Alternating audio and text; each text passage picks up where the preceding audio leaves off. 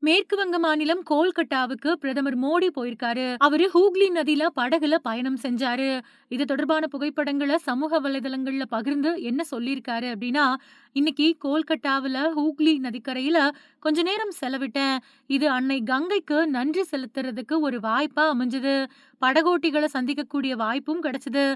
அவங்களோட கடின உழைப்பு போற்றத்தக்கது. காலையில நடைப்பயிற்சி செய்றவங்களையும் சந்திச்சேன்.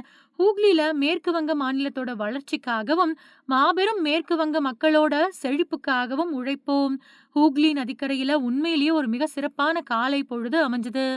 இந்த மாபெரும் நதிய புகைப்படம் எடுக்க முயற்சி பண்ணேன். வித்யாசாகர் சேது அப்புறம் ஹவுரா பாலத்தையும் பக்கத்துல போய் பார்த்தேன். ஒவ்வொரு மேற்கு வங்க மாநில மக்கள் மனசுலயும் கங்கை ஒரு மிக சிறப்பான இடத்த பிடிச்சிருக்கு. தெய்வீக நீர் ஒரு முழு நாகரிகத்தோட காலத்தால அழியாத ஆன்மாவ தாங்கிக்கிட்டு போகுது அப்படின்னு பிரதமர் மோடி சொல்லியிருக்காரு.